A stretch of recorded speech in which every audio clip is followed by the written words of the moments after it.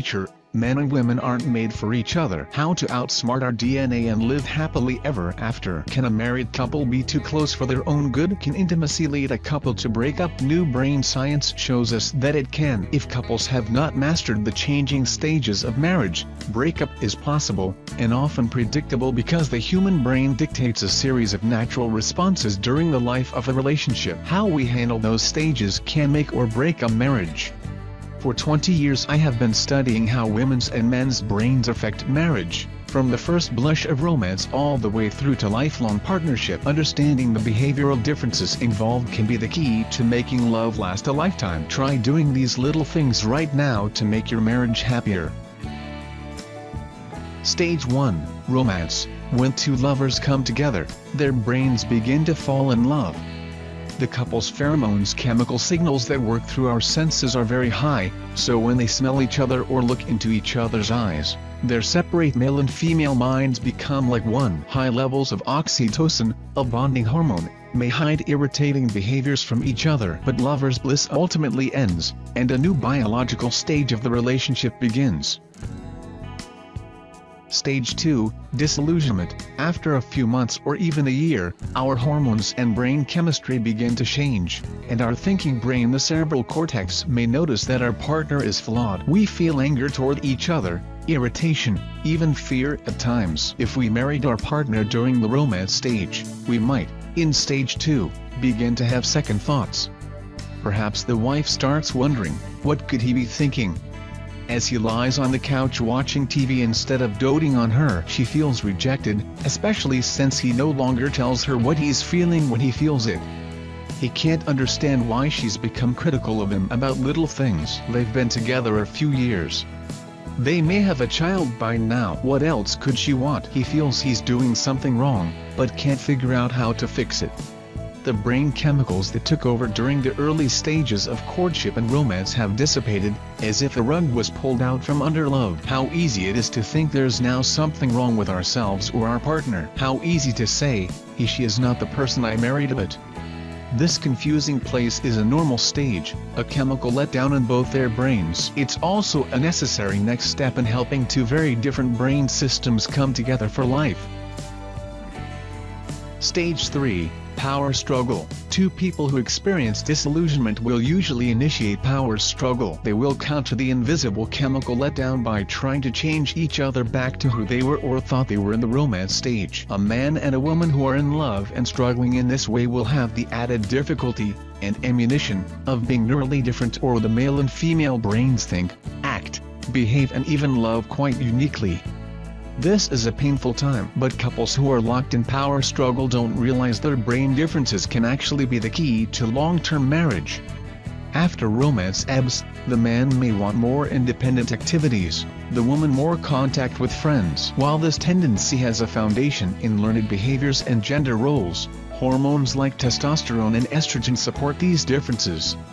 What's the impact of this on marriage? Well, one of the main reasons we pick at each other mercilessly during the power struggle stage is our differing attitudes toward marital independence. Not surprisingly, first marriages that end in divorce last an average of 7 to 8 years, the very time we are trying to change the other person.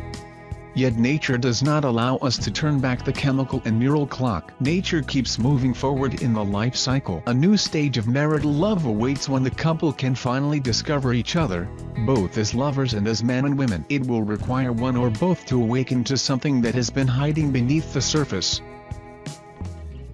Stage 4. Awakening. What many couples don't understand is that before drifting apart, there is an earlier step that goes unnoticed. In romance, disillusionment and power struggle, the man and woman become too close, erasing one another's individuality. A man might see his wife's emotionality, need to communicate, desire for sensual romance, even attitude toward housework as a waste of time. She might see her husband's habits, hobbies, preoccupation with work, and need for independence as dangerous or selfish. In stage 4, the couple awaken to the realization that they've been too close to each other in unhealthy ways and must now psychologically separate. This separation does not mean divorce, it means understanding. In this new stage, the thinking brain overrides emotional responses that could cause conflict and a feeling of grief over their lost romance.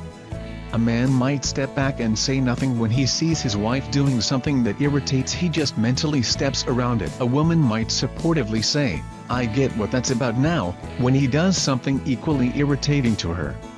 Ultimately, men realize that women are right. A relationship is most likely doomed if there isn't enough togetherness. But men are right too, it is most likely in serious trouble if there is not enough independence.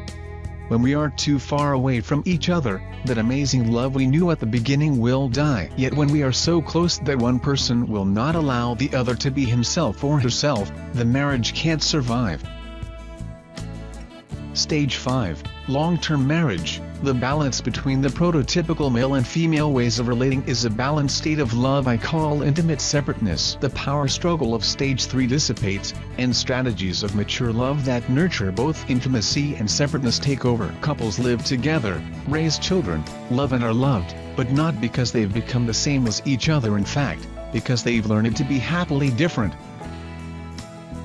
To foster intimacy, a happy couple in a happy marriage develop bonding rituals, like date nights, family dinners, talking on the phone or emailing when one of them is traveling. These rituals become the pillars that hold up the marriage. Every moment of the relationship does not have to be intimate. The husband and wife know that the bonding rituals will sustain the power of love when life gets busy and stressful. They practice kindness and politeness with each other in at least 95% of their interactions. There is perhaps no one who deserves better treatment than one's spouse, but when we're locked in power struggle, we think our partner should be our constant object of stress ventilation. The frontal lobes are really doing their mature job when we realize how a good marriage depends on kindness. They resolve arguments rather than letting things fester. Sure, they get angry and argue, but they make sure to apologize for meanness, and solve the conflicts when needed. They get help from friends, extended family or professionals.